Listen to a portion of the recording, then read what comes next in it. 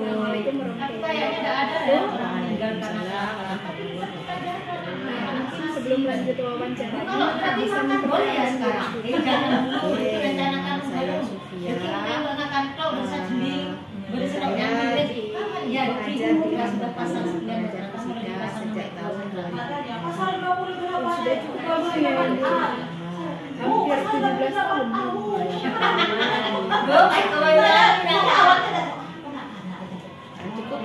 Cukup sekali. Padat dan jelas. Saya ingin bertanya terkait dengan pembelajaran Berdasarkan pengalaman saya ya. Berdasarkan pengalaman Ibu, adakah permasalahan yang sering dihadapi siswa dalam pembelajaran fisika? Setiap tahun kita mendapatkan input yang berbeda, tentu saja persoalannya setiap tahun input mereka berbeda, kemudian sekolah mereka berbeda, mereka berasal dari daerah yang berbeda, maka tentu saja akan menemukan masalah-masalah baik dari segi siswa, segi pengetahuan siswa, juga dari segi pembelajaran. Karena kadang-kadang ketika mereka berasal dari daerah yang tidak sama, maka mereka hadir ke Madrasah Alim Negeri Bangkalan ini dengan pengetahuan yang berbeda. Berarti terkait kemampuan awal ya? Kemampuan awal, betul. Di kemampuan awal ada yang dari SMP favorit, maka mungkin dia akan lebih baik. Kalau misalnya ada berasal dari SMP negeri yang jauh di sana, maka akan berbeda dengan yang berasal dari SMP favorit tersebut. Kalau masalah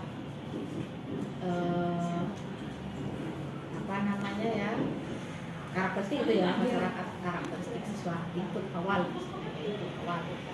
kemudian masalah di dalam pembelajaran mata pelajaran kalau itu, karena memang fisika itu bukan mata pelajaran yang tanda kutip menyenangkan ya, dalam tanda kutip bukan pembelajaran yang menyenangkan, padahal kalau menurut saya yang namanya pembelajaran fisika itu udah ya, kita memahami alam itu ya dari pembelajaran fisika.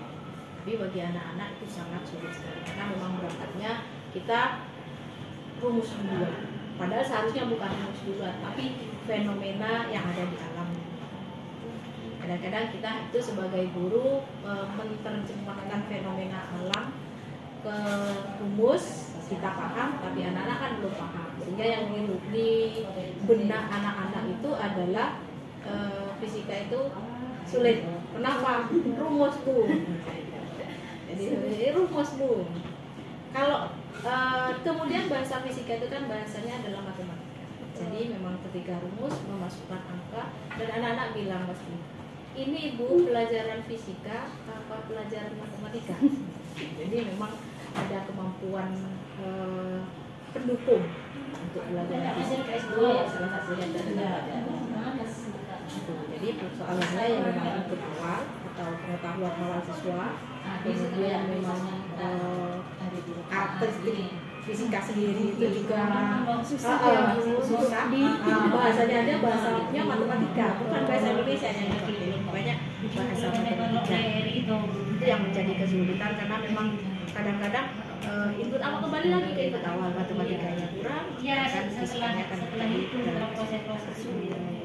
Kalau dari pengalamannya Ibu terkait karakteristik siswa yang berbeda-beda, model pembelajaran yang Ibu gunakan apa Ibu? Sebagai guru memang kita itu tidak boleh satu metode. Kita memang harus mengikuti metode. Dalam satu kelas itu mereka kepalanya berbeda, otaknya berbeda, tingkah lakunya berbeda, maka multi metode. Tidak harus satu metode. Kalau metode ceramah saja, yang pandai mendengarkan yang tuntas. Yang kinestetik jelas tidak bisa. Mereka akan loncat sendiri, punya cara sendiri. Loncat sana, loncat sini, karena mereka punya kinestetik. Maka yang harus kita gunakan itu adalah multi metode. Metode apa yang pernah Ibu gunakan selain ceramah? Selain ceramah banyak sekali ya, ada demonstrasi, kemudian apa namanya diskusi, eksperimen, itu yang saya pelajari. Memang kalau model pembelajarannya pun apa namanya ya, senyamannya anak melayani kita. Karena memang ada anak yang memang mau untuk belajar, ya memang dia akan apa namanya cenderung memisahkan diri dari siswa yang belajar. Acara sekalikan yang hibur hasil. Apa lagi? Kalau terkait soal Ibu bagaimana? Soal, Oke. Soal hot. Kalau saya memang harus macam-macam ya, karena memang sekarang literasi numerasi itu sudah saya masukkan. Kadang saya soalnya satu.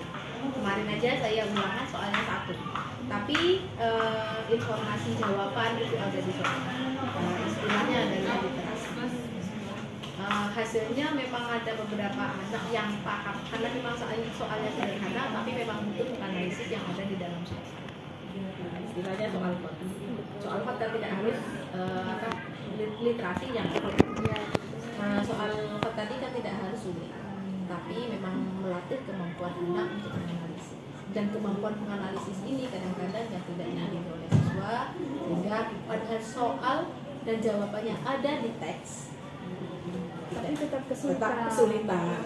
Ya, Menurut Ibu kesulitan yang mereka alami ini disebabkan oleh apa Bu dalam menyelesaikan soal hot? Itu penyebabnya apa? Gini, kalau ini di pengalaman pribadi ya, memang anak ketika kesini soal hot ini kan kemungkinan namanya saja perkiraan saya atau asumsi saya, kemungkinan mereka itu tidak pernah mendapatkan soal yang seperti itu. Jadi memang harus dilatih untuk mendapatkan soal yang seperti itu, sehingga anak mengenal tidak mengenal model soal. Kalau dulu kan modelnya standar pun, standar pun itu kan panjang, menganalisis sih, tapi tidak Literasinya literasinya benar. Kalau di soal hot dan literasi ini kan nggak sulit, cuma memang ada menganalisisnya yang di apa namanya ya, di soal itu harus menganalisis. Dan tidak semua Tidak semua anak hanya kemampuan menganalisis. Memang itu apa namanya, tujuan fisika adalah melatih anak untuk berpikir kritis. kompetensinya itu adalah menganalisis. Ya memang tugas guru nantinya untuk mencapai kompetensi itu dengan memberikan soal yang mereka nanti akan terus apa namanya masuk sehingga ketika mendapatkan soal seperti itu di dalam bentuk mata pelajaran apapun mereka sudah bisa. Kemudian Ibu, untuk miskonsepsi, saya pernah menemukan siswa materi elastisitas, dia bilangnya itu malan itu adalah contoh benda elastis. Di pikiran mereka elastis tuh mungkin bisa dipenyet-penyet gitu. Tapi kan dalam soal itu bukan plastisi atau biasanya pegas, tapi kadang besi pun kawat itu punya sifat elastisitas. Hanya saja tidak terlihat oleh mata telanjang. Apakah Ibu pernah mengalami miskonsepsi pada materi? Miskonsepsi itu ada.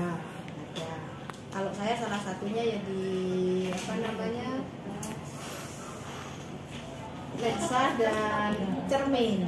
Nah, kayak hukum Snellius, kalau ketika di lensa katanya sudah berlaku apa namanya, gini, kalau cermin datar berlaku hukum Snellius. Tapi ketika cerminnya sudah cekung, menurut anak-anak itu sudah tidak berlaku Karena beda bentuk. karena sudah beda bentuk. Padahal tetap berlaku yang namanya hukum Snellius, walaupun bentuknya cekung ataupun cemung, tetap hukum Snellius berlaku. Tapi mereka Kira-kira menurut Ibu penyebab mereka sampai mengalami miskonsepsi ini kenapa Ibu? Oke, kalau miskonsepsi itu sepaham Ibu ya macam-macam, memang dari pengetahuan awal kadang-kadang, kemudian dari buku bisa menyebabkan Dari yang dibaca. gurunya pun bisa menyebabkan miskonsepsi. Jadi Jadi memang sumber ya memang memang sumber pengetahuan anak kan banyak, bisa saja dari buku, bisa saja dari internet, bisa saja dari guru, bisa saja dari dirinya sendiri. Jadi memang sumber miskonsepsi itu memang ada dan potensi di situ untuk menyebabkan siswa itu miskonsepsi. Termasuk dalam mengerjakan soal, dalam mengerjakan soal miskonsepsi. Oke, mungkin itu saja itu terkait wawancara edukasi saya. Terima kasih banyak atas waktunya. Sukses Pak Sofita. Terima kasih. Assalamualaikum warahmatullahi wabarakatuh. Waalaikumsalam warahmatullahi wabarakatuh. Sukses selalu. Assalamualaikum warahmatullahi wabarakatuh.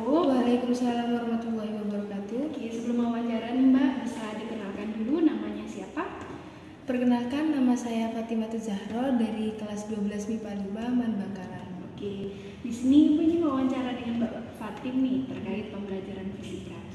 Selama Mbak Fatim belajar fisika nih, permasalahan apa yang menurut Mbak Fatim membuat fisika itu sulit? Sulit ya fisika ya? Sulit. Kenapa sulit nih Mbak Fatim? Dalam menentukan rumus sama cara menghitungnya itu. Oke, misalnya materi apa nih yang menurut Mbak Fatim membekas ingatan? Oh sulit banget ini. Torsi. Oh torsi, momen gaya ya. Sulitnya di mana Mbak Fatim? Pas cara ngitungnya itu. Menghitung sigma momen gaya. Kesulitan menghitungnya menggunakan rumusnya. Yang paling sulit itu pas mengaplikasikan rumusnya itu. Banyak ya? Iya. Fisika Mbak Fatim. Banyak banget. Oh banyak banget. Jadi kesulitan Mbak Fatim itu menggunakan rumus yang mana? Kayak gitu Iya. ya Mbak Fatim ya. Rumus yang mana? Karena dalam fisika itu banyak. Banyak. Kalau dalam perhitungannya Mbak Fatim gimana? Kesulitan atau tidak? Misalnya mengalihkan, membagi, atau memindah ruas. Luaskan. Oh, memindah ruaskan. Kesulitannya di mana? Pas bingung banget ini. Bingung mau mindahkan dari Iya. mana ke mana Iya. gitu ya. Kalau di matematika ada pemindahan ruas juga? Ada, cuma kalau di matematika itu nggak terlalu sulit. Kalau di fisika tuh lebih sulit soalnya ya apa ya, rumusnya juga nggak terlalu nyantol kayak gitu ibu. Oh gitu, berarti Iya. rumusnya Mbak Fatim belum bisa hafal gitu ya Mbak Iya. Fatim ya, belum tahu mana yang mau digunakan untuk permasalahan ini gitu ya. Jadi kesulitan di pengaplikasian rumus. Iya. Oke. Kalau terkait Mbak Fatim pernah suka baca-baca buku fisika? Tidak terlalu. Tidak. Kenapa tidak terlalu? Kenapa buku fisika nih tidak Mbak Fatim baca-baca? Apa tampilannya atau gimana? Lebih apa ya? Kalau fisika tuh kan banyak rumus-rumusnya ibu. Kayak lebih membosankan ibu. Mungkin disertai dengan gambar yang lebih menarik, mungkin saya bakalan apa ya? Mungkin bakalan membaca kayak gitu. Membaca lebih suka. Iya. Ya, berarti dari segi tampilan gitu ya. Iya. Membosankan. Iya. Buku apa yang pernah Mbak Fatim baca? Buku biasa di perpustakaan? Aku biasa di perpustakaan sama buku paket buat pelajaran fisika. Oh, kalau buku online gitu Mbak Fatim pernah baca nggak yang berwarna-warni, flip atau sebagainya? Pernah tahu flipbook? Nggak pernah ya. Oke. Kalau di internet baca-baca? Paling baca-baca tentang nyari rumus. Nyari rumusnya. Rumus.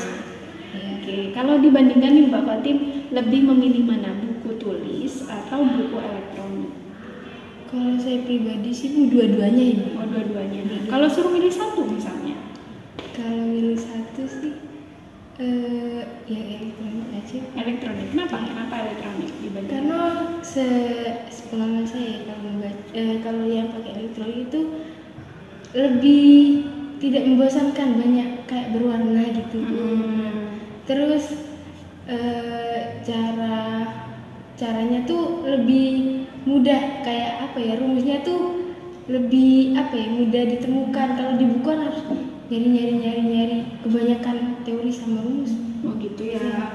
Kalau misalnya Mbak Fatim biasanya membaca buku fisika tuh dalam 1 minggu deh berapa kali? 1 minggu. Jujur ya ibu. Iya ya boleh. Cuman 2 kali bu. 2 kali saat pembelajaran Iya. fisika. Oke, lumayan. Lebihnya tuh mungkin pas ngerjain Tugas. Ya tugas fisika. Jadi 2 kali misalnya dalam seminggu ya, Iya. saat pembelajaran fisika ya sama saat mengerjakan mengerjakan tugas gitu ya. Oke. Kemudian Mbak Fatin, kalau dalam pembelajaran fisika, gurunya ini biasanya ceramah atau sambil praktikum atau sambil ngasih motivasi atau bagaimana Mbak Fatin?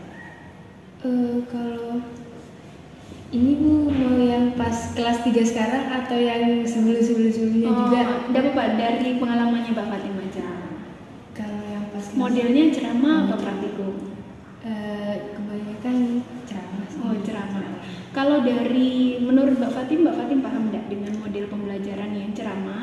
Apa lebih paham kalau kita praktikum langsung nih? Mbak Fatin lebih suka yang mana? Lebih bisa memahami fisika dengan cara ceramah atau dengan praktikum langsung? Praktikum langsung Ibu. Soalnya kalau ceramah tuh kayak rada membosankan. Terus kan yang mungkin ya kalau anak yang lain yang nggak suka dengan ceramah paling dianggap angin kayak nggak didengerin gitu.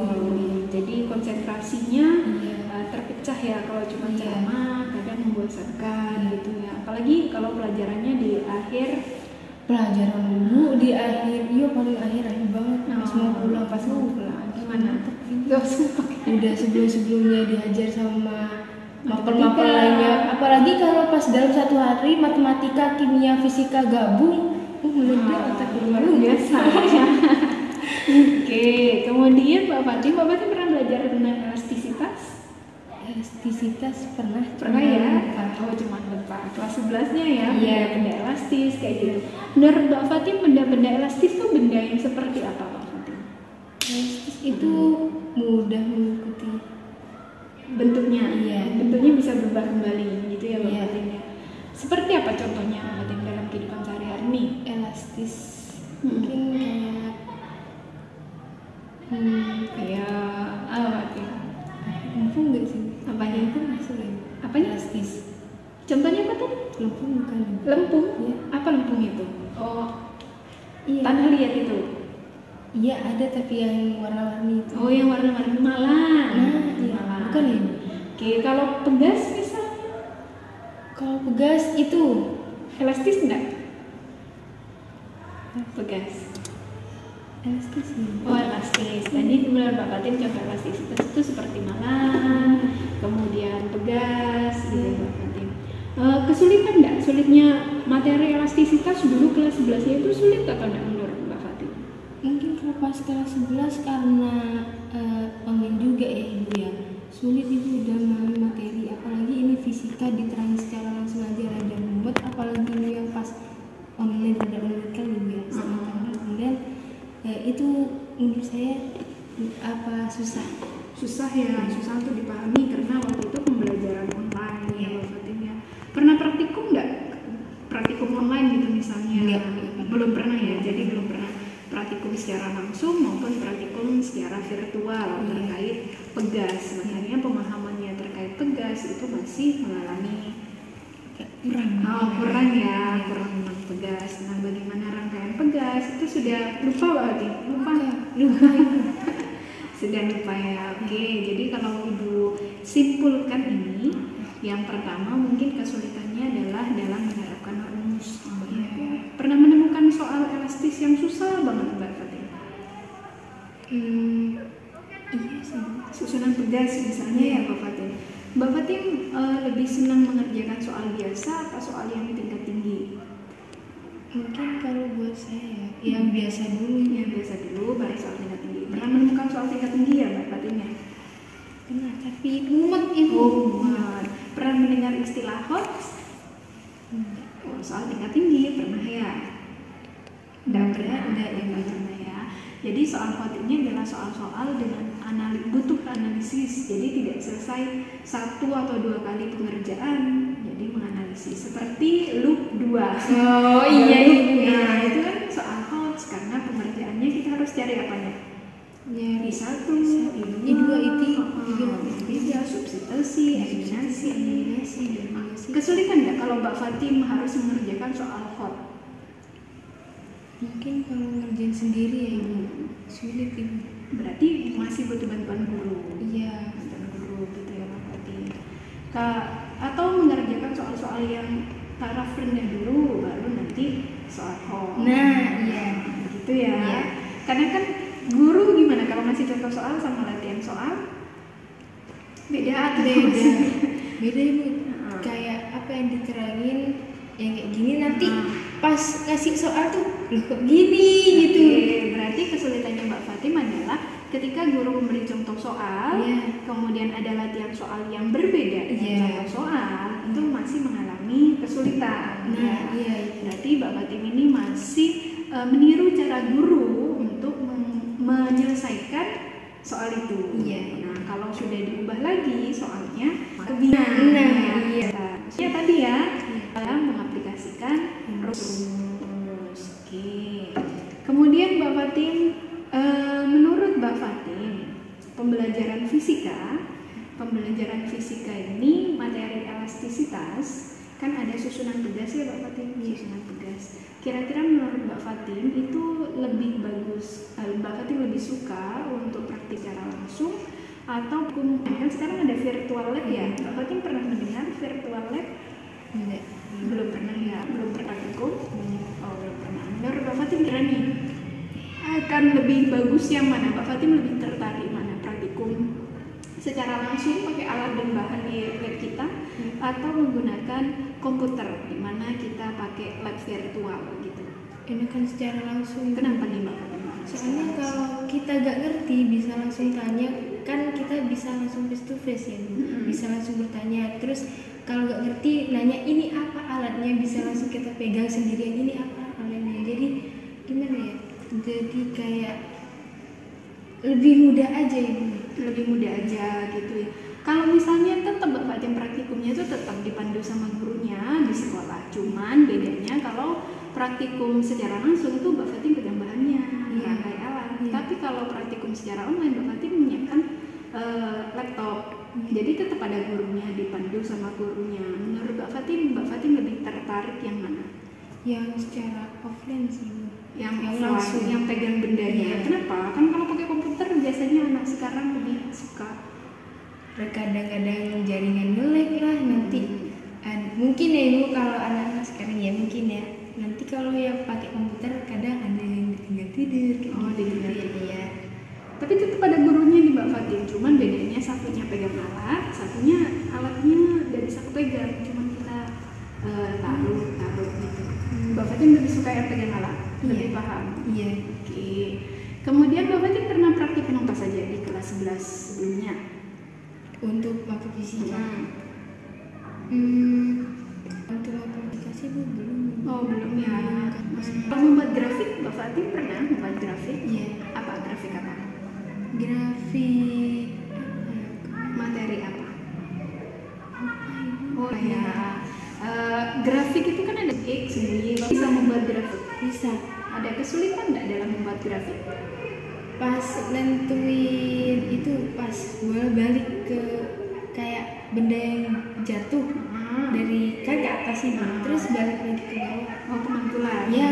Memantul. Oke, itu materi tumbukan sebenarnya Mbak Fatim. Ya, ketinggian, tinggi pertama, tinggi pantulan kedua gitu Iya, kan. iya. Ya itu pakai grafik Mbak Fatim. Bukan ada bumbu X sama Y di atas kan ya Ibu ya. Itu Mbak Fatim kesulitan atau enggak membuatnya? Atau bingung sumbu X untuk apa, sumbu Y itu Iya. untuk siapa?